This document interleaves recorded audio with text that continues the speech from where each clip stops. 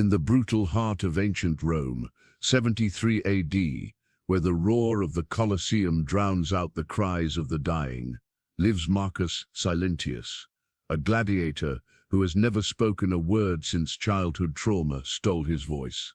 Known as the Silent Death in the arena, Marcus possesses an extraordinary gift. He can fight with deadly precision even while blindfolded, relying on sound, instinct, and an almost supernatural awareness of his surroundings. But Marcus harbors a secret that would destroy him.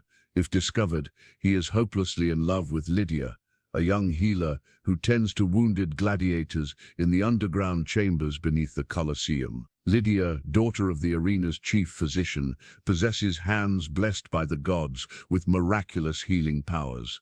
She can mend broken bones, close fatal wounds, and even bring men back from the brink of death with her gentle touch. However, Lydia sees Marcus only as another broken warrior in need of healing. She doesn't know that every victory he wins, every brutal fight he survives, is fought not for glory or freedom, but for the chance to feel her healing hands upon his wounds, the only touch that brings him peace in a world of violence. When a corrupt Roman senator discovers Lydia's divine gift and schemes to possess her for his own dark purposes, Marcus must make the ultimate choice: reveal his love and risk losing her forever, or sacrifice everything, including his life, to protect the woman who holds his heart, but will never know it.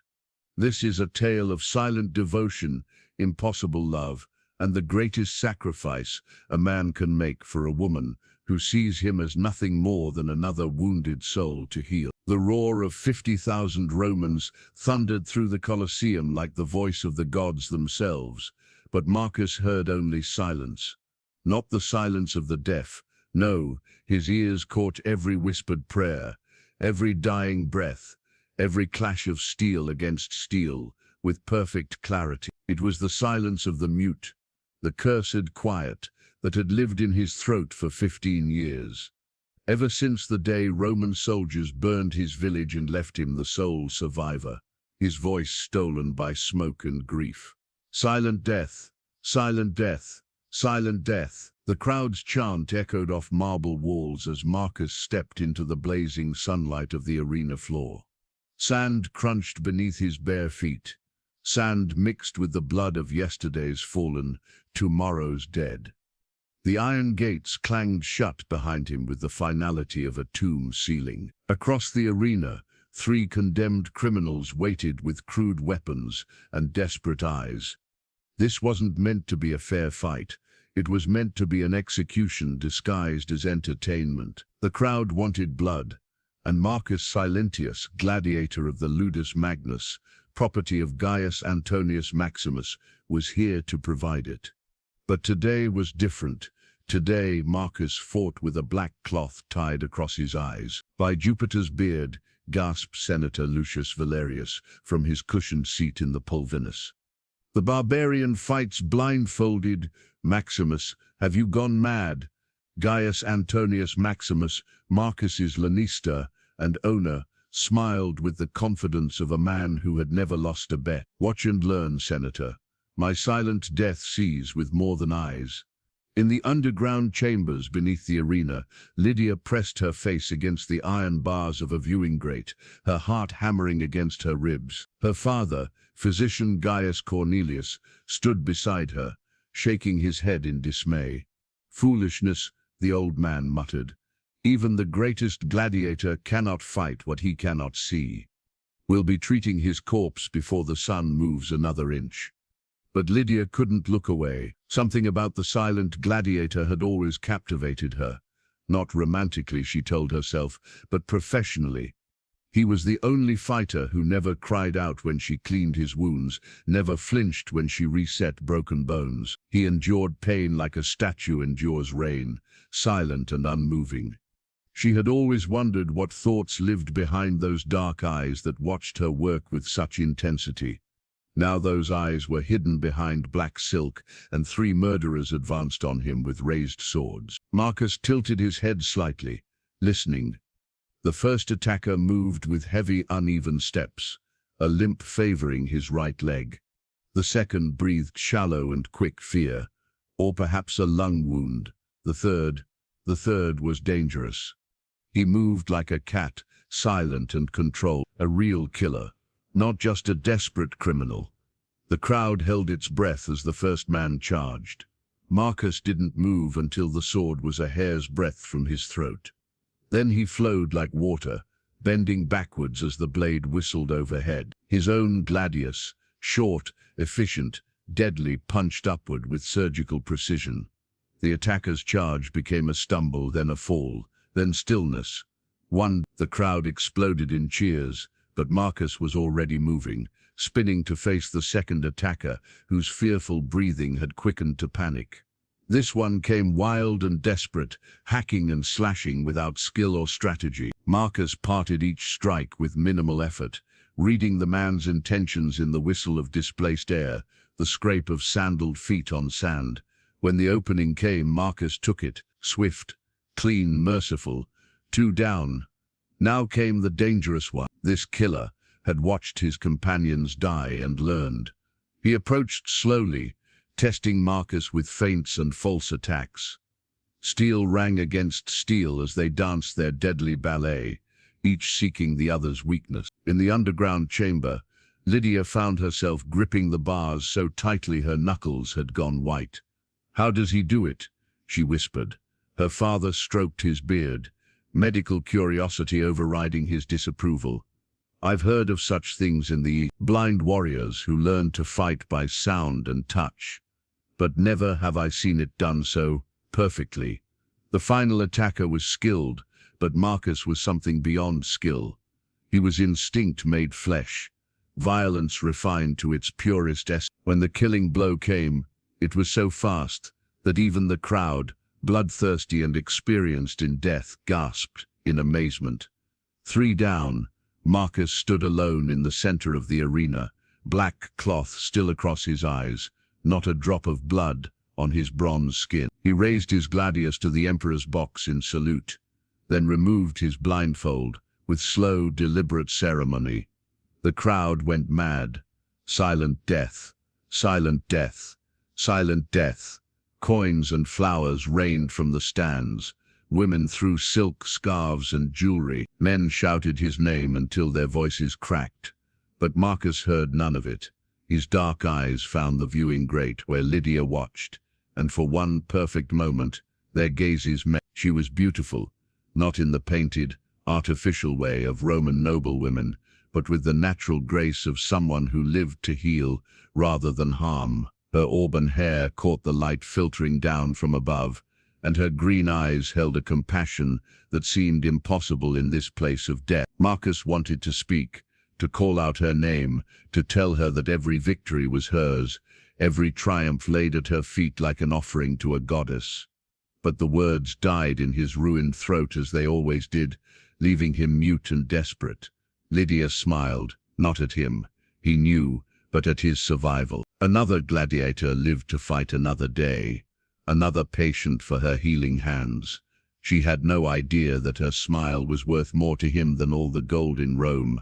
As the crowd's cheers echoed around him, Marcus allowed himself to be led from the arena by the guards. Soon he would be back in the chambers below, and Lydia would tend to his few minor wounds with her miraculous touch. For those precious moments when her fingers traced his skin, checking for injuries, applying healing salve, he could pretend that her care meant something more than professional duty. It was a beautiful lie, and it was all he had. But in the shadows of the imperial box, Senator Lucius Valerius watched with calculating eyes as the healer girl disappeared back into the depths of the Colosseum. He had heard whispers of her abilities, rumors of miraculous recoveries and impossible healing. If even half the stories were true, Maximus, he called to the Lannister, "That girl who tends your fighters, tell me about her." Maximus glanced toward the viewing grate where Lydia had stood. "Cornelius's daughter. She's gifted, I'll grant you that. Keeps my gladiators fighting longer, healing faster. Worth her weight in gold." "Indeed," Valerius murmured, his mind already spinning schemes. "Worth her weight in gold and perhaps a great deal more." In the underground chambers, As Lydia's gentle hands examined Marcus for injuries he barely felt, neither of them knew that dark forces were already moving to tear their small world apart. The silent death had won another victory, but his greatest battle was yet to come. The underground chambers beneath the Colosseum were a world unto themselves, a maze of stone corridors carved from the living rock, where gladiators waited between battles and healers worked miracles in the shadows. The air was thick with the scent of herbs and healing oils, mixed with the metallic tang of blood and the acrid smoke of torches that flickered against moisture-slicked walls. Marcus sat on a simple wooden bench in the healing chamber, his bronze skin gleaming in the torchlight. Despite his flawless victory above, small cuts marked his arms where his opponent's desperate strikes had found their mark. They were nothing, barely more than scratches, but they were his excuse to be here, in this sacred space where Lydia worked her magic. "You fight like a man possessed," came a gruff voice from the corner. Brutus, a massive Gaul with scars covering half his face, sharpened his gladius with deliberate strokes. "But fighting blind? That's madness, even for you, Silent Death." Marcus turned his dark eyes toward the veteran gladiator, but said nothing. He never said anything. In 5 years of fighting in the same ludus, Brutus had never heard Marcus speak a single word. "The crowds love it, though," continued another voice. This belonged to Cassius, a former Roman legionnaire turned gladiator after desertion. "Did you hear them, Silent Death? Silent Death, they're calling you the new Spartacus." At the mention of that name, every gladiator in the chamber fell silent. Spartacus, the rebel who had nearly brought Rome to its knees 30 years ago. It was not a comparison to make lightly in these halls. Marcus shook his head slightly, dismissing the notion. He fought for survival, not revolution. He fought for the chance to see her face, to feel her touch. Revolution was for men with nothing left to lose. Marcus still had hope, however foolish it might be. The sound of soft footsteps on stone announced Lydia's arrival before she appeared in the arched doorway. She carried her leather satchel of healing supplies and wore a simple white stola that seemed to glow in the dim torchlight. Her auburn hair was pulled back in a practical braid, and her green eyes surveyed the chamber with the practiced gaze of a healer, assessing her patient. "Cassius, that shoulder needs rebinding," she said, moving with the quiet authority that came from years of tending broken bodies. "The stitches are pulling. Brutus, let me see those knuckles. The swelling hasn't gone down as it should." Then her eyes fell on Marcus, and his heart hammered against his ribs like a caged bird. "And you," she said, approaching with her measured, professional steps. "3 men today, and blindfolded no less. Father says it's the most impressive display he's seen in 20 years. She knelt beside his bench, close enough that he could smell the lavender oil she used to cleanse her hands. "Let me see what damage they managed." Marcus extended his arms, trying to keep his breathing steady as her fingertips traced the minor cuts. Her touch was gentle but thorough, checking each wound with the expertise of someone who had seen every possible injury the arena could inflict. "These are nothing," she murmured, more to herself than to him. "Surface cuts, already beginning to heal on their own. Your body mends itself faster than most." She looked up at him with those remarkable green eyes. "You're fortunate in that." If only she knew, Marcus thought, that his body healed quickly because it was desperate to be whole again for her next examination. That every cut, every bruise, every broken bone was worth it for these moments when she touched him with such focused attention. "Still," Lydia continued, opening her satchel, "we should clean them properly. Infection is always a risk in this place." She withdrew a small clay pot filled with a pale green scythe that smelled of honey and mint. This might sting a little. Her fingers dipped into the scythe and began to spread it gently over his wounds. The sensation was electric, not from the medicine, but from her touch. Marcus closed his eyes, memorizing the feeling of her skin against his, the way her breath whispered across his arm as she worked, the small furrow of concentration that appeared between her brows. "You know," she said softly, her voice taking on a tone he'd never heard before, almost conversational, as if she were speaking to a friend rather than a patient. "I've always wondered about you." Marcus's eyes snapped open. She was looking at him with genuine curiosity, not just professional interest. "You never speak," she continued, applying salve to a cut on his forearm. "Never cry out when you're hurt, never complain about pain. The other gladiators tell stories, boast of their victories, curse their defeats. But you," she paused, seeming to search for the right words, "you're like a mystery written in a language I can't read." Oh, if only he could tell her. If only the words locked in his throat could break free. He would tell her that he had been silent so long because the first words he wanted to speak were her name, that every victory in the arena was a prayer to whatever gods might listen, a plea for the chance to earn her notice, that he loved her with the fierce, desperate devotion of a man who knew he could never have what he wanted most. Instead, he simply watched her work, his dark eyes drinking in every detail of her face. "The healers in Alexandria speak of gladiators like you," Lydia said, moving to clean a cut on his shoulder. "Warriors who lose themselves so completely in combat that they transcend normal human limitations. They call it the God-touched madness." She glanced at him. "Is that what happens when you fight? Do the gods speak to you?" Marcus wished he could explain that the only divine voice he heard was hers, calling him back from the edge of death whenever her hands found his wounds, that her touch was the only miracle he had ever witnessed. "There," she said, sitting back on her heels, "all clean and treated. The cuts should be healed completely by tomorrow." She began packing her supplies away. "Try to get some rest before your next bout. Father says Maximus has scheduled you to fight twice more this week." As she prepared to leave, Marcus did something he had never done before. He reached out and gently touched her wrist, not to stop her but to get her attention. She looked down at his hand, then up at his face, surprise flickering in her green eyes. Slowly, carefully, Marcus brought his free hand to his chest, over his heart, then gestured toward her. It was a simple sign, one that any Roman would understand: gratitude. "Thank you." But in his eyes she might have read something deeper if she had known how to look, something that spoke of devotion beyond mere gratitude, of a love so profound it had rendered him speechless even before fate stole his voice.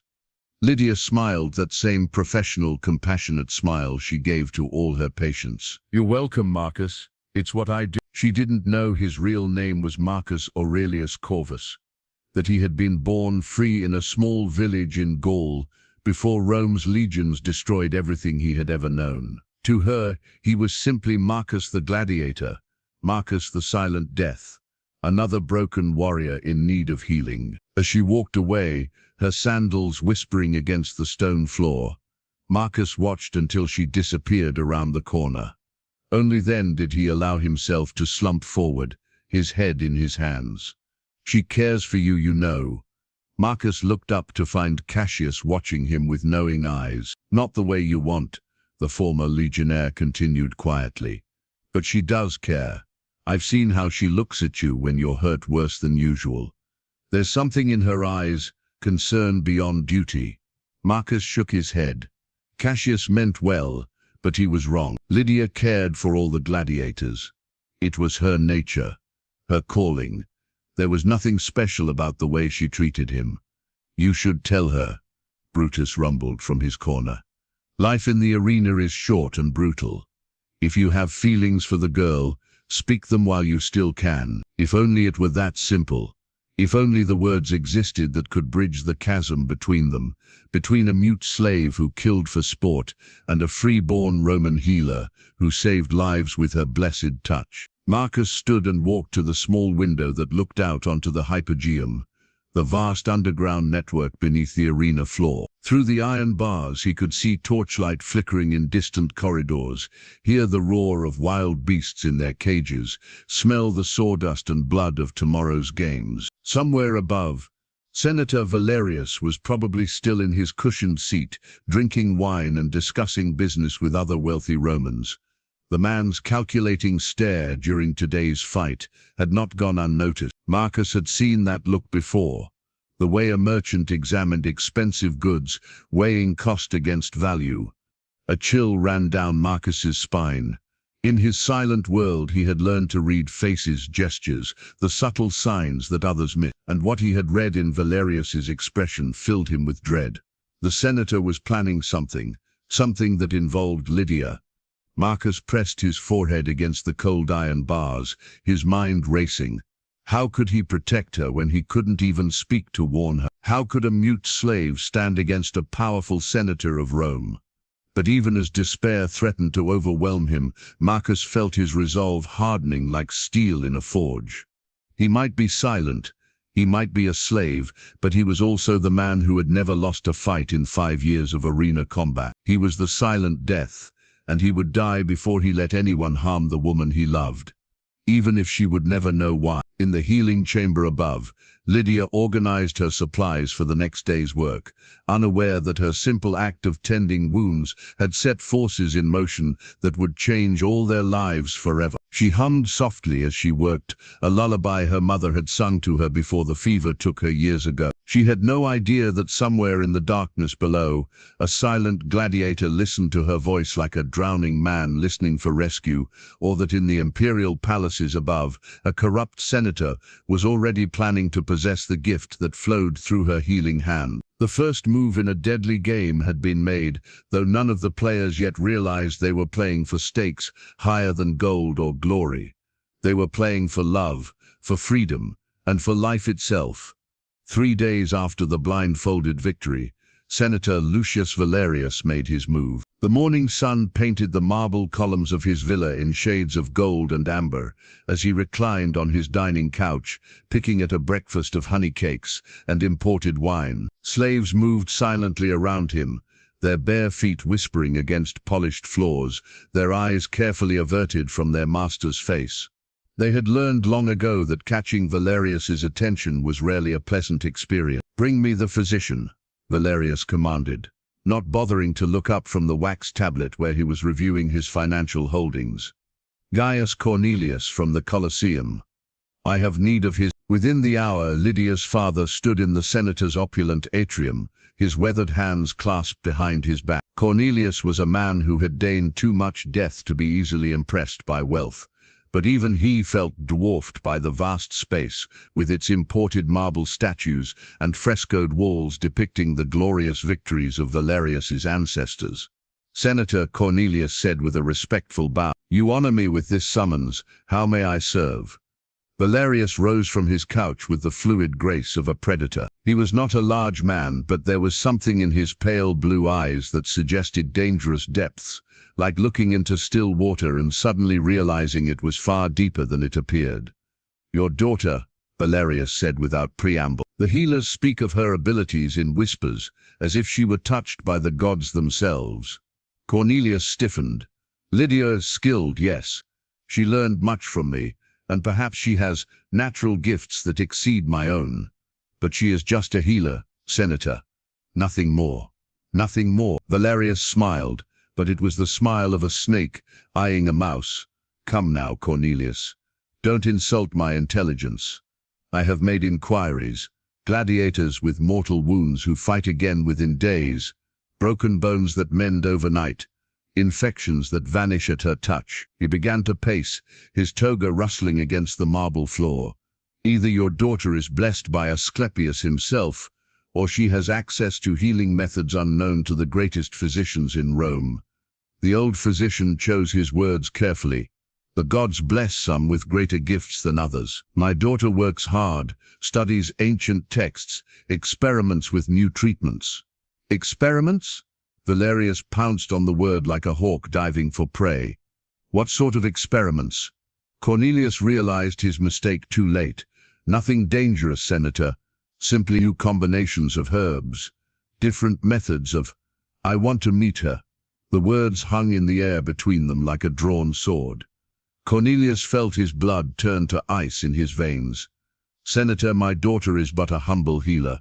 She has no place in the circles of Roman nobility." "Surely your own physician."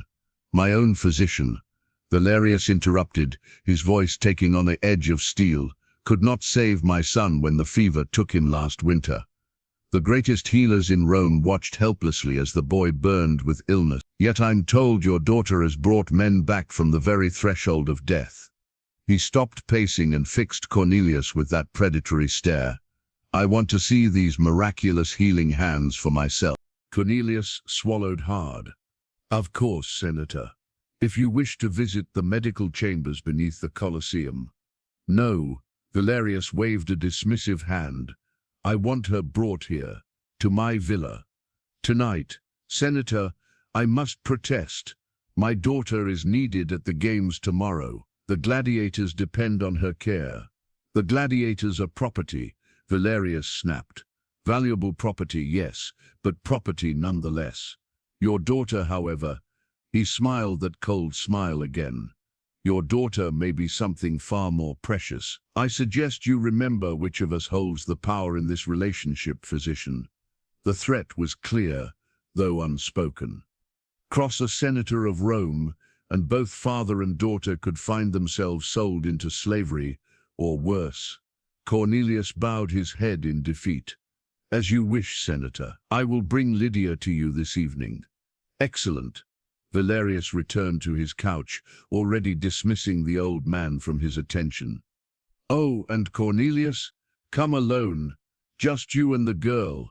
I prefer privacy for such delicate consultations. As Cornelius left the villa, his mind raced with dark possibilities. He had spent his life healing others, but now he felt utterly powerless to protect the person who mattered most to him in all the world. Meanwhile, in the depths beneath the Colosseum, Marcus was fighting a different kind of battle. The training yard echoed with the clash of wooden swords as gladiators prepared for the upcoming games. Sweat dripped from bronze bodies as men pushed themselves to their limits, knowing that tomorrow might bring death in the blood-soaked sand above. But Marcus couldn't concentrate on his practice. His mind kept returning to Senator Valerius's face during the blindfolded fight, that calculating, acquisitive stare that spoke of dark intentions. Every instinct he had developed in 5 years of reading opponents told him that danger was circling Lydia like wolves around a wounded deer. Your head's not in the fight, Brutus observed, parrying Marcus's half-hearted thrust with ease. Whatever's eating at you, forget it. A distracted gladiator is a dead gladiator. Marcus lowered his wooden sword, frustration burning in his chest like acid. How could he explain his fears to Brutus? How could he warn anyone about a threat he couldn't prove, couldn't even speak about? It's the healer girl, isn't it? Cassius approached, having finished his own training. You're worried about something. Marcus nodded grimly. The perceptive ex-legionnaire had always been good at reading between the lines. What kind of worry? Cassius pressed. Specific danger, or just general unease? Marcus struggled to find a way to communicate his concerns. Finally, he knelt in the sand and began to draw with his finger. First, he sketched a rough outline of a man in a toga, clearly a Roman nobleman. Then he drew a smaller figure that could represent Lydia. Between them he drew what looked like reaching hands. A senator? Cassius guessed, studying the crude drawing. Someone wants to take her? Marcus nodded emphatically, then pointed upward toward the arena seats where the wealthy Romans watched the games. Brutus laughed harshly. You think some soft patrician poses a threat? Marcus, you killed 3 men while blindfolded. What could a pampered senator do that would worry you? But Cassius was frowning thoughtfully. Power, he said quietly. Senator doesn't need to be a warrior to be dangerous. He has the power of Rome behind him, legal authority, the ability to simply take what he wants. Marcus pointed at Cassius, then nodded vigorously. The former legionnaire understood. But what can we do? Brutus asked, suddenly serious. We're slaves, property. If a senator wants something, he takes it. That's how Rome works. The hopelessness in the big Gaul's voice echoed Marcus's own despair. What power did a mute gladiator have against the might of the Roman Empire? How could he protect Lydia from forces that could crush him like an insect? But even as these dark thoughts consumed him, Marcus felt the familiar fire of determination kindle in his chest. He had survived the destruction of his village. He had endured years of slavery, brutality, and the constant threat of death. He had become the most feared gladiator in Rome through sheer will and the desperate need to live long enough to be near the woman he loved. He would not surrender now. Standing abruptly, Marcus strode to the weapon rack and selected a real gladius, not the wooden practice sword, but cold steel that could cut through flesh and bone. The other gladiators watched in alarm as he began a training routine unlike anything they had ever seen. Moving with fluid, deadly grace, Marcus fought invisible opponents with the blindfold across his eyes. But this wasn't the careful, measured combat of arena performance. This was something primal and savage, a display of lethal skill that made even hardened killers step back in awe. He fought with the desperation of a man who knew that everything he cared about was slipping away, with the fury of someone who had been silent too long and could only speak through violence. Every cut and thrust was a promise, every defensive move a vow. He would protect her, no matter the cost. When he finally stopped, chest heaving and sweat streaming down his body, the entire training yard had fallen silent. Even the guards had stopped to watch this incredible display of martial prowess. "By the gods," whispered one of the younger gladiators. "He's not human. He's something else entirely." Marcus removed his blindfold and looked at his fellow fighters. In his dark eyes, they saw something that chilled them, not the controlled aggression of a professional killer, but the absolute implacable resolve of a man who had found something worth dying for, and perhaps more frightening still, something worth killing for. That evening, as the sun set behind the 7 hills of Rome, Cornelius led his daughter through the marble halls of Senator Valerius's villa. Lydia walked beside her father in confused silence, still not understanding why they had been summoned to this place of luxury and power. "Father," she whispered as they followed a slave through corridors lined with priceless artwork, "why does the senator want to see me? I'm nobody special." Cornelius squeezed her hand gently. "Just be yourself, daughter. Answer his questions honestly, but be careful. Powerful men often want things that aren't good for those around them." They were led into a small chamber lit by oil lamps, where Valerius waited with the patience of a spider sensing vibrations in its web. He had changed from his formal toga into a simpler tunic, but somehow this made him seem more dangerous, rather than less, like a predator who had shed his disguise to reveal his true nature. "Ah, the miraculous healer," Valerius said, rising to greet them. "Come, child, let me look at you." Lydia stepped forward uncertainly, acutely aware that she was in the presence of one of Rome's most powerful men. Her simple stola and practical sandals seemed shabby in this opulent setting. "You're younger than I expected," Valerius observed, circling her slowly like a buyer examining a slave at market. "And quite beautiful. The gods have been generous with their gifts." Senator Cornelius began nervously. "My daughter is honored by your attention." But silence. Valerius didn't raise his voice, but the command carried absolute authority. He continued his examination of Lydia, noting the calluses on her hands from years of grinding herbs, the small scars from needle pricks and knife cuts that came from a healer's work. "These hands," he murmured, taking one of Lydia's hands in his own. His skin was soft and cool like marble. "Show me what they can do."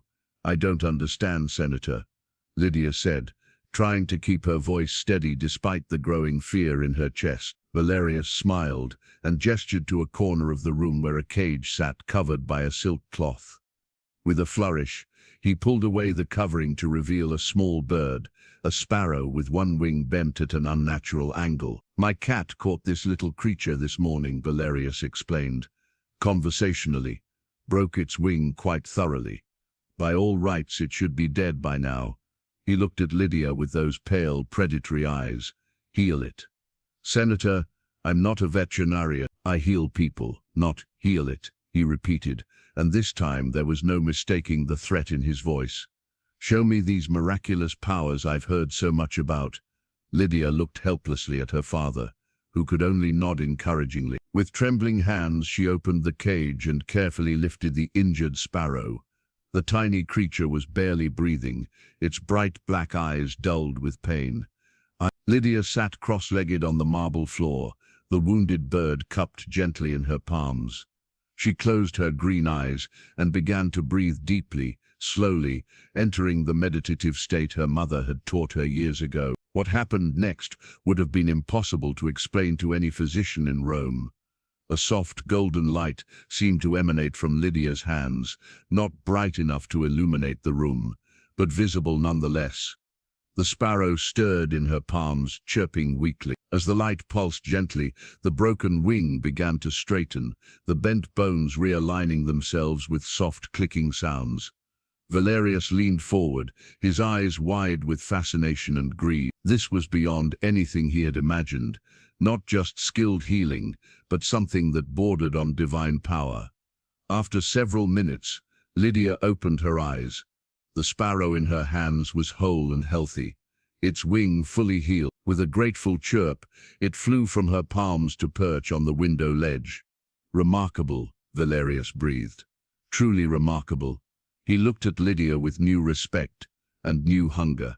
"My dear child, do you have any idea what you are?" Lydia shook her head, suddenly exhausted. The healing had drained her more than usual. Perhaps because she was tired, or perhaps because she was afraid. "You are a gift from the gods themselves," Valerius said softly. "A treasure beyond price." He turned to Cornelius. "I'm keeping her, Senator. You cannot." Cornelius stepped protectively in front of his daughter. "She's a free-born Roman citizen, not a slave to be bought and sold." "Isn't she?" Valerius smiled coldly. "Let me tell you what I know about your family, physician.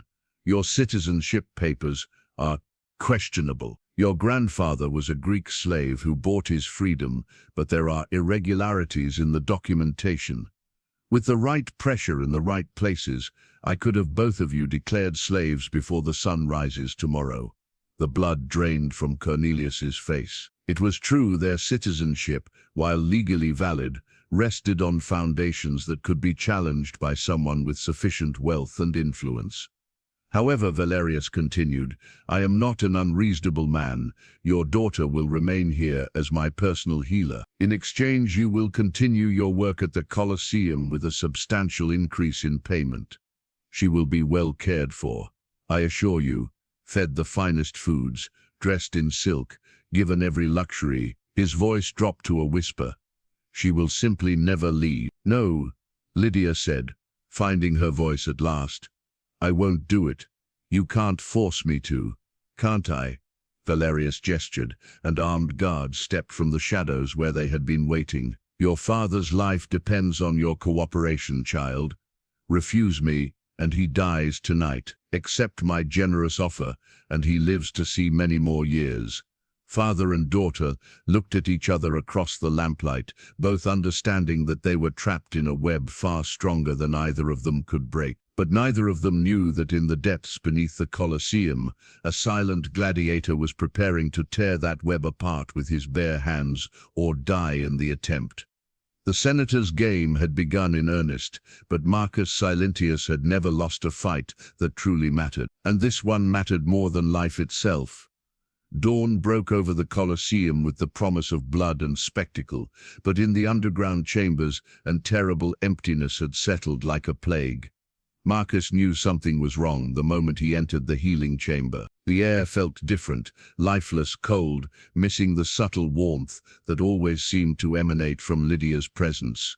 The usual organized chaos of medical supplies was absent, replaced by an unnatural tidiness that spoke of abandon. "She didn't come back last night," Brutus said quietly from behind him. The big Gaul's scarred face was grim with concern. "Old Cornelius neither. Word is they were summoned to some patrician's house yesterday evening." Marcus spun around, his dark eyes wide with alarm. He grabbed Brutus by the shoulders, shaking him urgently, his mouth opening and closing as he struggled to force words that would never come.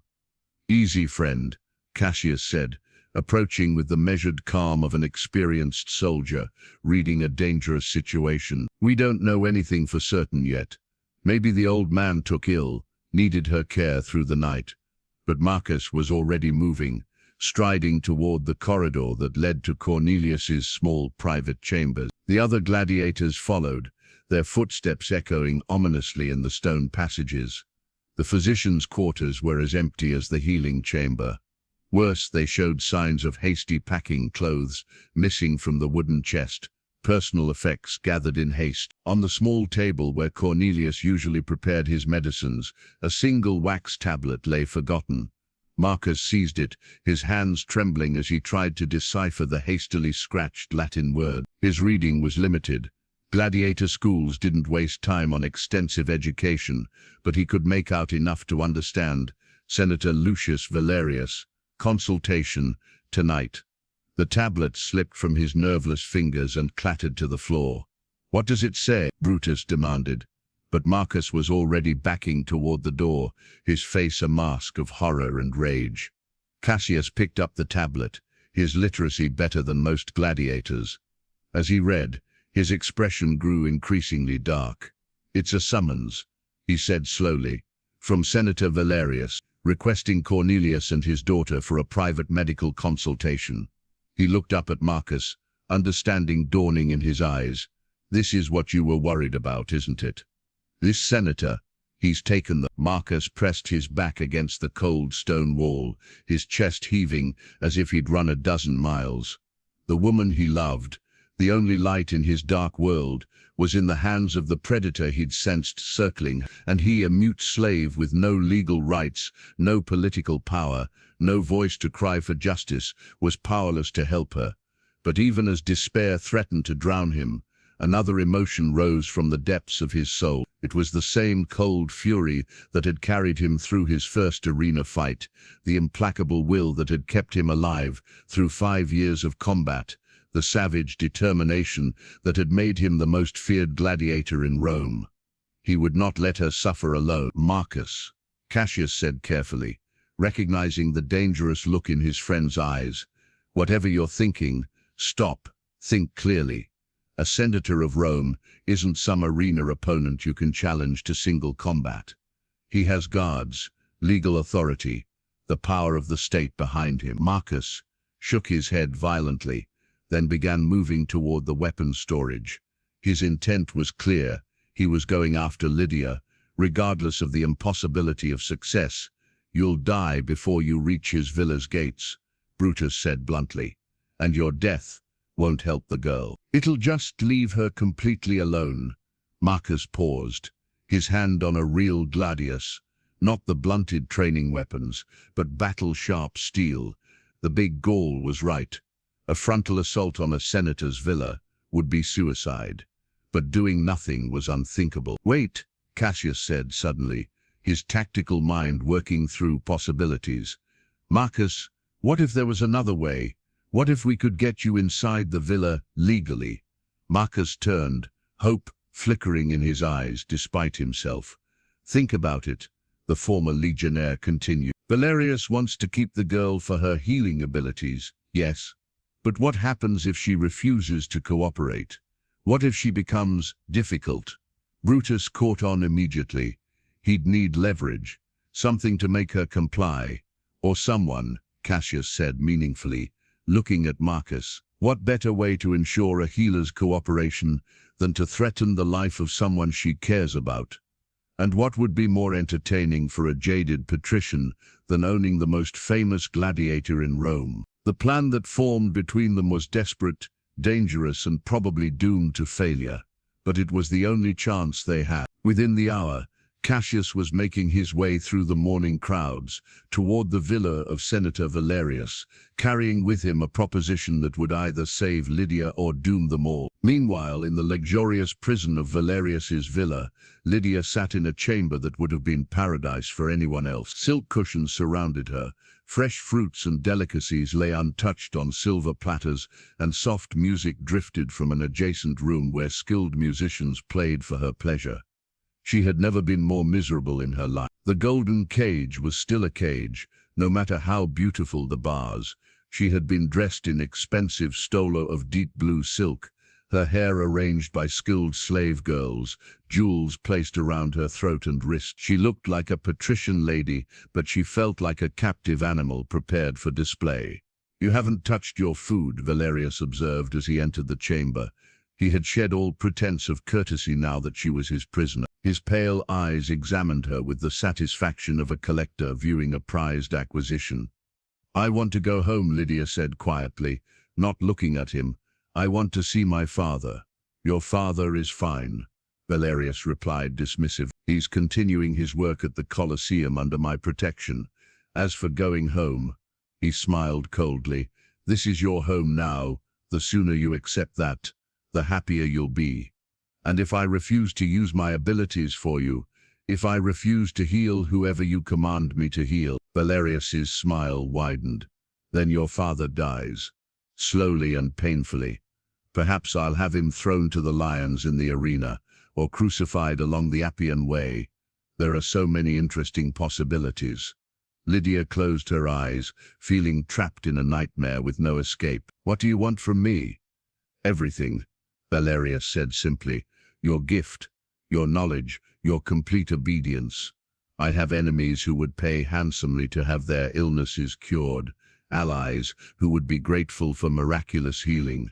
You are going to make me the most powerful man in Rome, and if my powers fail, if I can't heal someone important to you, then you had better hope they don't," Valerius replied with chilling calm.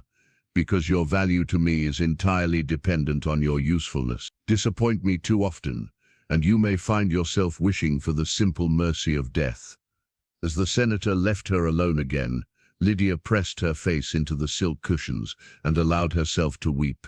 She thought of her father, forced to continue his work under the shadow of death. She thought of the gladiators who would need her healing touch after today's games, men who had come to depend on her care, who might die without it. Most unexpectedly, she found herself thinking of Marcus, the silent gladiator who fought with such incredible skill, who endured pain without complaint, who watched her work with those intense dark eyes that seemed to hold secrets she couldn't read. There had been something different about him, something that set him apart from the other fighters. She had told herself it was merely professional curiosity, but now, in her despair, she admitted the truth. She would miss him, miss the way he never complained, never demanded, never took her presence for granted, the way others did. She wondered if he would even notice she was gone. Outside the villa, Cassius approached the main gate with the confident stride of a man on official business. The guards, hardened veterans who had served in the legions before taking lucrative private employment, examined him with professional skepticism. "State your business," the captain demanded. "I represent Gaius Antonius Maximus, Lanista of the Ludus Magnus," Cassius replied, producing a hastily forged document. "I have a proposition for Senator Valerius regarding his newest acquisition." The guards exchanged glances. Word of the senator's mysterious guest had already spread through the household, as such things always did. "Wait here," the captain commanded, disappearing into the villa. Cassius waited, his heart hammering against his ribs. Everything depended on Valerius's greed and curiosity, overcoming his caution. If the senator refused to see him, if the plan failed at this first hurdle, Marcus would attempt his suicidal assault on the villa and die pointlessly. After what felt like hours but was probably only minutes, the captain returned. "The senator will see you," he said, "but you will be searched, and guards will remain with you at all times." "Of course," Cassius replied, allowing himself to be thoroughly searched for weapons. "The senator is wise to be cautious." He was led through marble corridors that spoke of wealth beyond imagining, past frescoes and statues that would have fed a dozen families for years. Finally, he was brought to a reception chamber where Valerius waited, reclining on a couch while slave girls fed him grapes and fanned him with ostrich feathers. "So," the senator said without preamble, "you represent the Lanista who owns the Silent Death. What proposition could you possibly have for me?" Cassius bowed respectfully, then straightened to meet Valerius's calculating gaze. "My master has heard of your interest in the healer girl. He also knows that such a valuable asset requires proper protection and leverage to ensure cooperation. Continue, Valerius said, his interest clearly piqued. The silent death has an unusual attachment to the girl. Cassius lied smoothly. She has healed him many times, and he has developed feelings for her. Feelings that could be useful to someone seeking to control her behavior. This was the dangerous part. If Valerius didn't believe the lie, or if he sensed the trap. But greed won out over suspicion, as Cassius had hoped it would. "You're suggesting I purchase this gladiator?" Valerius asked. "I'm suggesting a business arrangement that would benefit us both," Cassius replied. "You gain additional security for your villa, a guarantee of the girl's cooperation, and ownership of the most famous gladiator in Rome. My master gains a substantial profit, and the gratitude of a powerful senator." Valerius was quiet for a long moment, considering. Finally, he smiled. "Bring him to me," he said. "Tonight. If he's half as impressive as his reputation suggests, we have a deal." As Cassius was escorted from the villa, he allowed himself a small smile of triumph. The first part of their desperate plan had succeeded. Now came the truly impossible part. Somehow getting Marcus inside the villa, close enough to Lydia to attempt a rescue, without getting them all killed in the process. But Marcus had been preparing for this his entire adult life, even if he hadn't known it. Every fight, every victory, every moment of silent suffering had been leading to this. The chance to prove that love could triumph over power, that a mute slave could stand against the might of Rome itself. Tonight the silent death would fight his greatest battle, and for the first time in his career, it would be a fight he couldn't afford to win. He could only afford to survive long enough to save the woman who held his heart. The game of life and death was entering its final phase, and all the players were moving into position. The moon hung like a silver coin in the Roman sky as Marcus was led through the torchlit streets towards Senator Valerius's villa. Heavy chains bound his wrists, not because he was considered dangerous, but because appearances had to be maintained. A gladiator being sold was expected to arrive in shackles. But these particular chains had been carefully weakened by Brutus's hammer in the forge beneath the Colosseum. A single sharp twist would snap them, like "Remember," Cassius whispered, as they approached the villa's imposing gates. "You're being sold as both protection and leverage. Act the part of a sullen slave until you find the girl." Then, he didn't finish the sentence. They both knew what came next. Marcus nodded grimly, his dark eyes fixed on the marble walls that held his heart captive. Beneath his coarse gladiator's tunic, he carried no visible weapons, but hidden in the seams were thin strips of sharpened metal, and his body itself had been honed into a weapon more deadly than any blade. The villa's guards examined the documents Cassius presented, while holding torches close to Marcus's face. He submitted to their scrutiny with the blank expression of a broken slave, but inside, every nerve was coiled like a striking serpent. "The silent death," one guard muttered in amazement. "I saw him fight last month. Killed 5 men without taking a scratch." "Well, he belongs to the senator now," the captain replied. "Take him to the holding cell until morning. The master will want to inspect his new property when he's fresh." As Marcus was led deeper into the villa, his keen senses mapped every corridor, every guard position, every possible escape route. The place was a fortress disguised as a palace, beautiful, but designed to keep intruders out and prisoners in. They descended stone steps into the villa's lower levels, where slave quarters and storage rooms had been carved from the living rock. It reminded Marcus painfully of the chambers beneath the Colosseum, except here the air carried no scent of healing herbs or the gentle sound of Lydia's voice. The cell they thrust him into was small but not uncomfortable: stone walls, a simple cot, a barred window high up near the ceiling. As the guard's footsteps faded away, Marcus tested his chains. They snapped with a soft metallic whisper. Now came the hardest part: waiting. 3 floors above, Lydia sat by her window looking out at the same moon, her heart heavy with despair.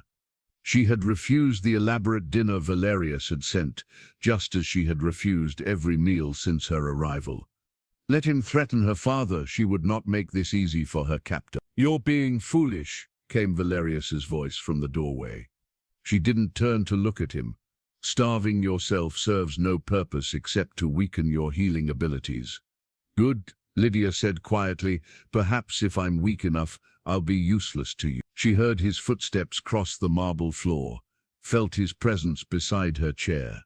When he spoke, his voice carried a note of genuine curiosity. "Do you know what fascinates me most about you, girl?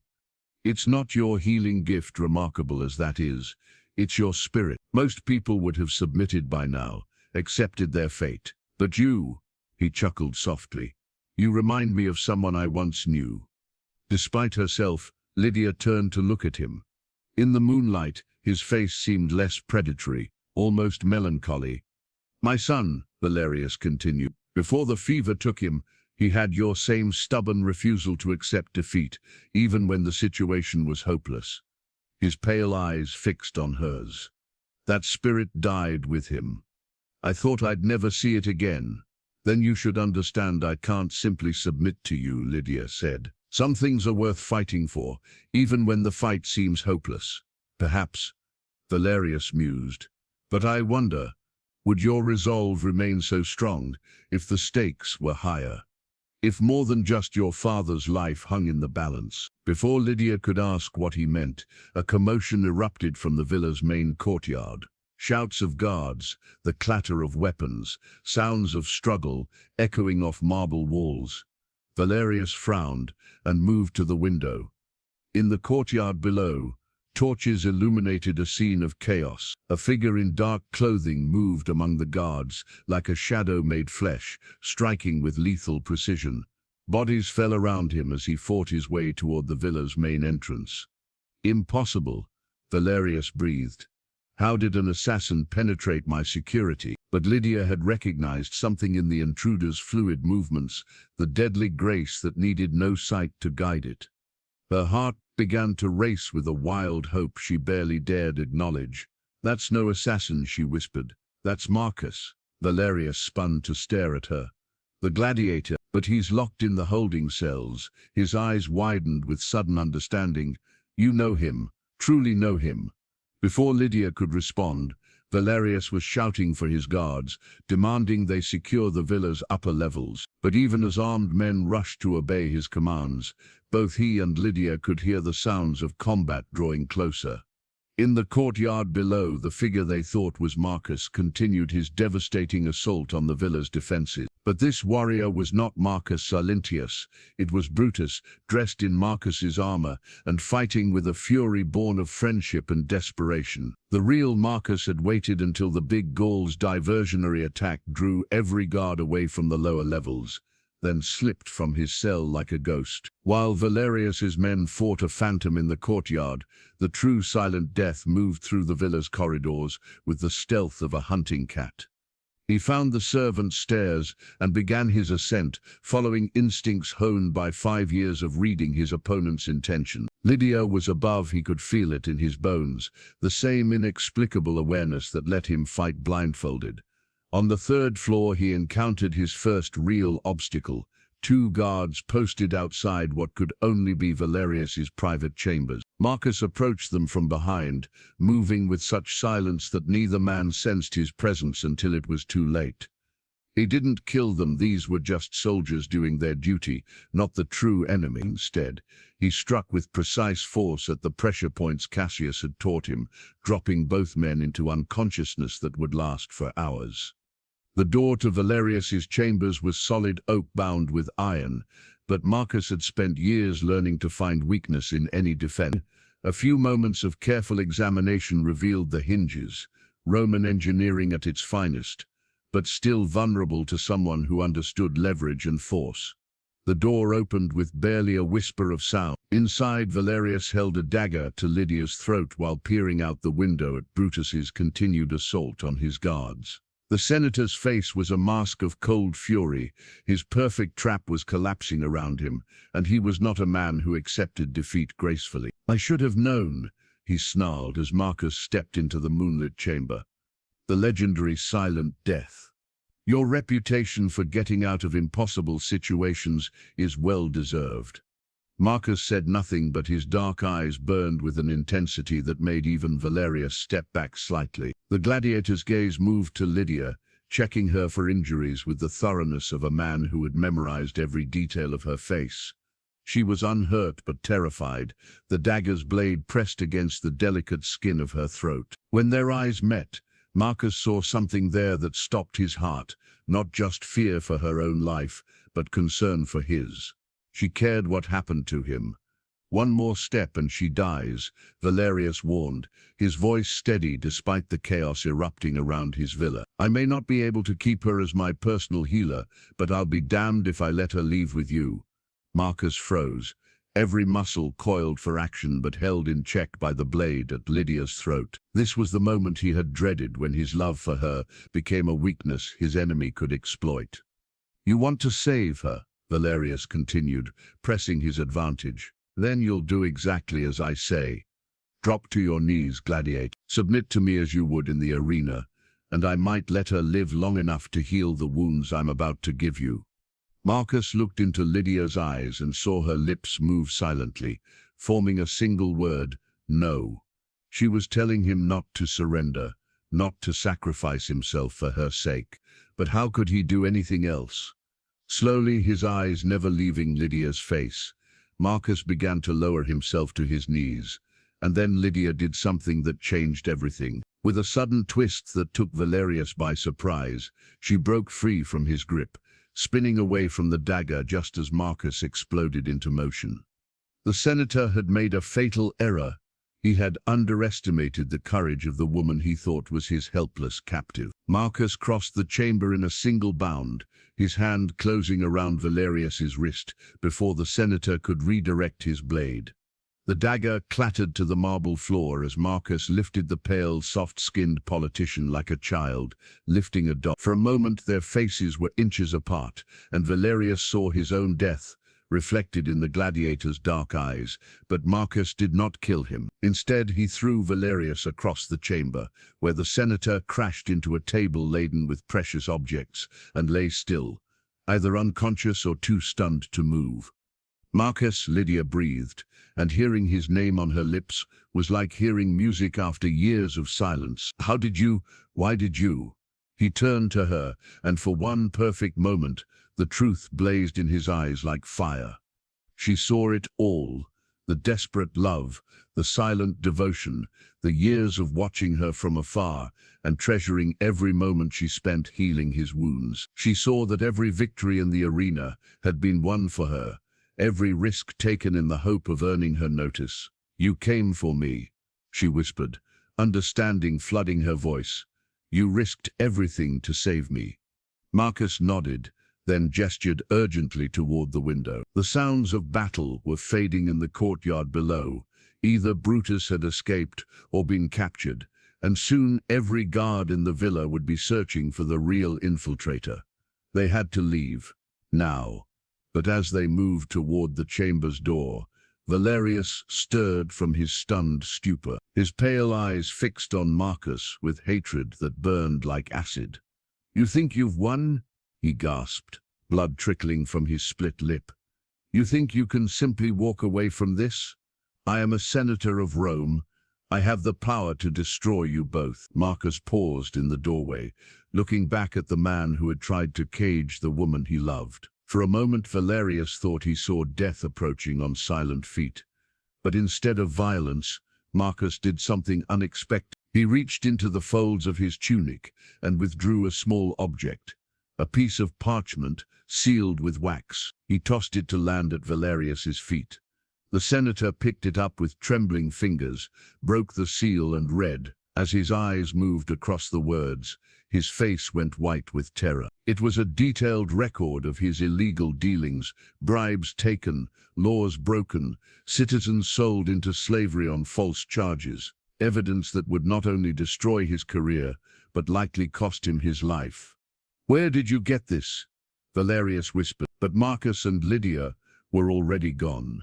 vanishing into the villa's shadowy corridors, like ghosts seeking freedom. Behind them, the most powerful senator in Rome sat among his broken treasures, holding proof of his own destruction, and finally understanding that he had lost far more than a captive healer. He had lost everything. The silent death had spoken at last, not with words, but with actions that would echo through the marble halls of power for years to come. And in the darkness of the villa's corridors, as they fled toward an uncertain freedom, Lydia reached out and took Marcus's hand. Her touch was gentle, warm, and for the first time in his memory, freely given. It was worth more than all the gold in Rome. The pre-dawn darkness cloaked Rome like a shroud, as Marcus and Lydia fled through the twisting streets, her hands still clasped in his, their footsteps echoing off the ancient stones. Behind them, the senator's villa blazed with torchlight as guards searched frantically for their escaped quarry. But ahead lay only uncertainty.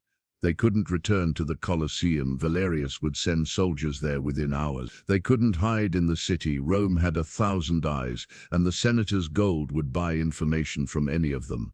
Their only hope lay in reaching the harbor before dawn, finding passage on some merchant vessel bound for distant land. But as they hurried through the narrow alleyways of the Suburra, Lydia stumbled, her strength finally failing after days without food.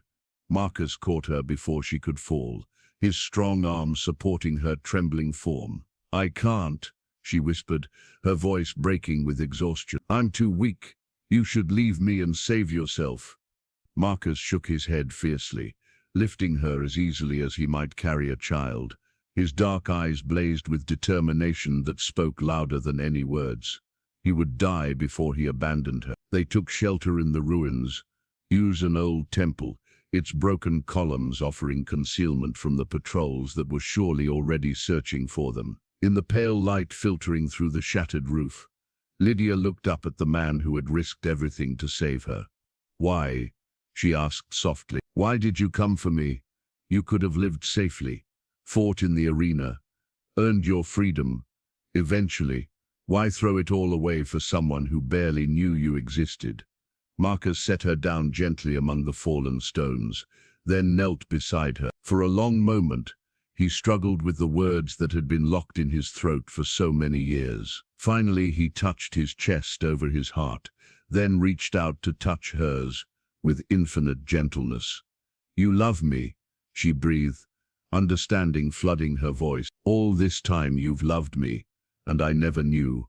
Marcus nodded, his eyes bright with unshed tears. He had dreamed of this moment, when she would finally understand the truth that had driven him through years of silent devotion, but he had never imagined it would come at such a cost. "I'm so blind," Lydia whispered, her own tears beginning to tow. "I thought I was just another healer to you, another person who patched your wounds and sent you back to fight. But every time you looked at me," she reached up to touch his face with wonder, "how did I not see it? The way you endured pain without complaint, the way you watched me work, the gratitude in your eyes that seemed too deep for simple medical care." Marcus leaned into her touch, his eyes closing as he finally felt the gentle caress he had dreamed of for so long. Her fingers traced the scars on his face, marks left by years of brutal combat, each one a reminder of the price he had paid for the chance to be near her.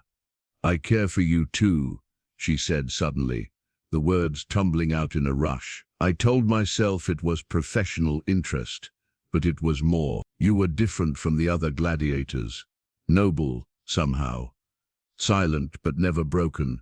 I looked forward to seeing you, to tending your wounds, and when you weren't there," she laughed shakily through her tears, "I convinced myself I was just concerned about a patient's welfare." Marcus opened his eyes, hardly daring to believe what he was hearing.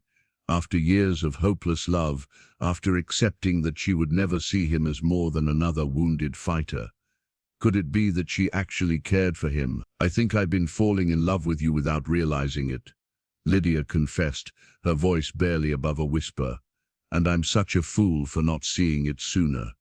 Marcus's hand covered hers where it rested against his cheek, and for a moment the world outside ceased to exist.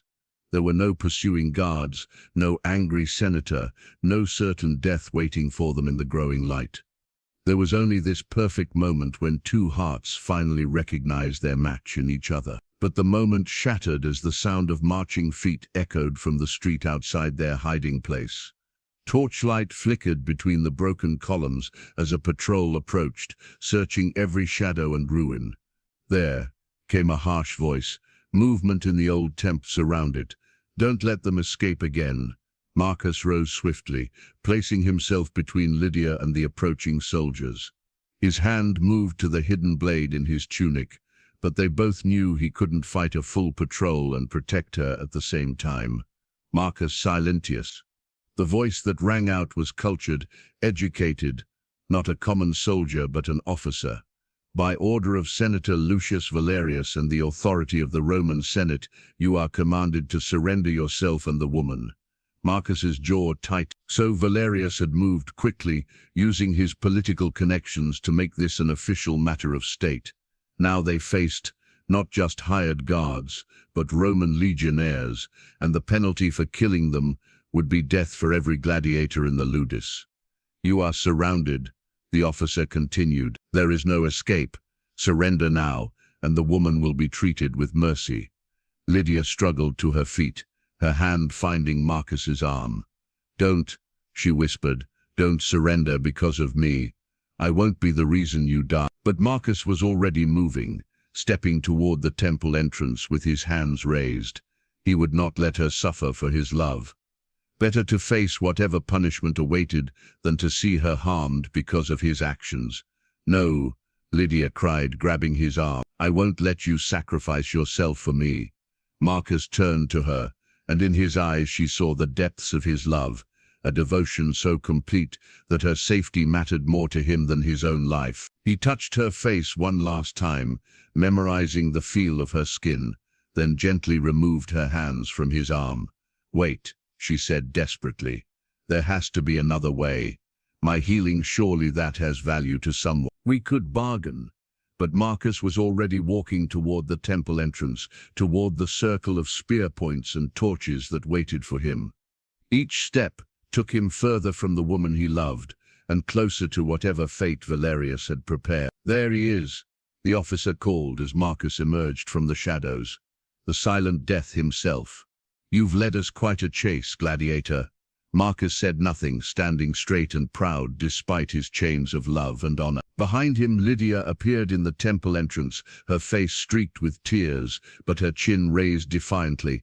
"I am Lydia, daughter of Gaius Cornelius," she announced, her voice carrying the authority of someone who had spent years commanding respect in life and death situations. "I surrender myself freely, but this man has done nothing wrong. He acted only to protect someone he cared about." The officer, a young tribune with intelligent eyes, looked between them with something like sympathy. "I'm afraid that's not how Senator Valerius sees it. You're both to be returned to his custody immediately." "And if we refuse?" Lydia asked. The tribune's expression grew grim. "Then you'll be taken by force, and the gladiator will face crucifixion for assaulting a senator and destroying private property." It was checkmate. Valerius had used his power to ensure that any resistance would only make their suffering worse. Marcus's shoulders sagged slightly as he realized the trap they were caught in. But then Lydia did something that surprised everyone, including herself. She stepped forward, placing herself beside Marcus, and took his hand in both of hers. When she spoke, her voice rang with quiet determination. "Tribune," she said, "I won't make you an offer." The young officer frowned. "You're in no position to bargain." "Aren't I?" Lydia smiled sadly. "Senator Valerius wants me for my healing abilities. But those abilities require more than just technique. They require willingness, peace of mind, the desire to heal rather than harm. Does he think he can force me to use them? You would refuse to heal when commanded. I would find difficult to perform miracles while watching the man I love suffer for protecting me."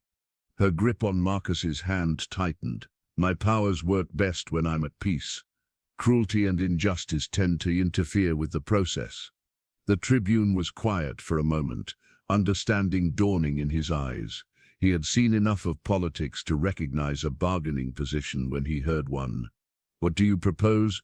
Lydia took a deep breath, knowing that what she was about to say would change both their lives forever.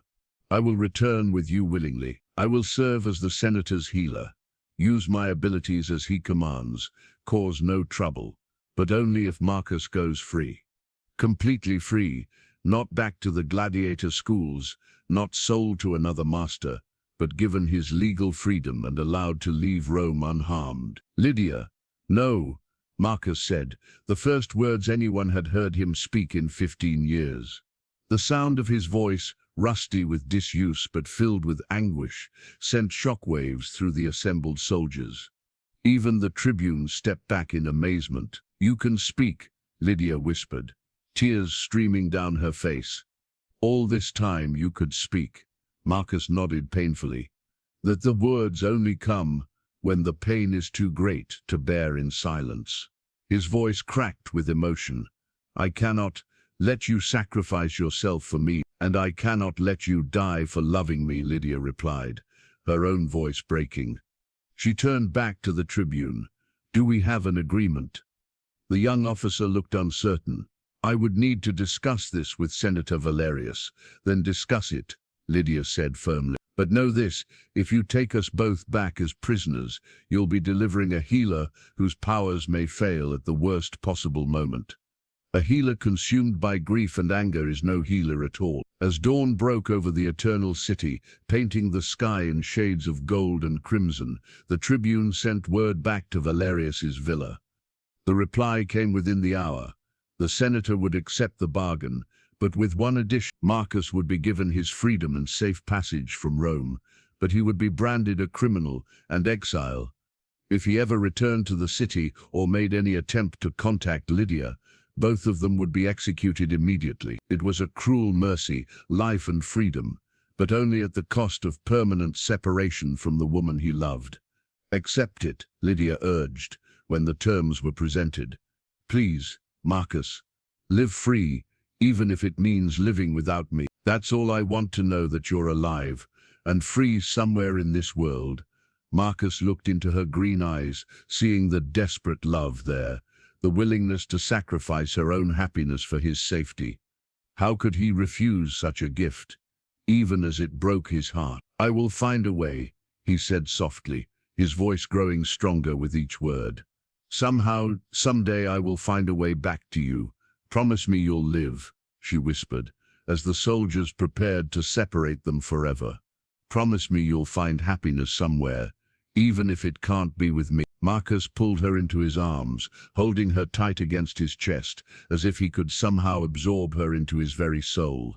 For this one perfect moment, they were together, their love finally spoken and acknowledged. "I promise," he said against her hair. "But know this, Lydia, you are my heart. Without you, I am only surviving, not truly living. Whatever happiness I find will always be incomplete." When they finally broke apart, both were crying openly, their tears mingling as Marcus kissed her forehead with infinite tenderness. The tribune cleared his throat uncomfortably. "It's time." As Marcus was led away toward the city gates and exile, Lydia called out one final time. "Remember me," she cried, her voice carrying across the morning air. "Whatever happens, remember that someone loved you enough to set you free." Marcus turned back, his dark eyes burning with love and loss. He touched his heart, then extended his hand toward her. The same gesture of gratitude he had made so many times in the healing chambers, but now it meant so much more. Then he was gone, disappearing into the crowds at the city gates, carrying her love with him into exile and uncertainty. Lydia was escorted back to Valerius's villa, where she would spend the rest of her days as a caged bird, whose song could heal the sick.